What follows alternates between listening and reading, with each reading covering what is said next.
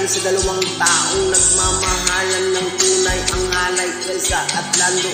Kahit parang pagkakataon ay nakakandadong dahil magkalayo ang uri ng buhay, ang estado ng buhay ni Lando ay pinalalayo sa marami. Sinunog ng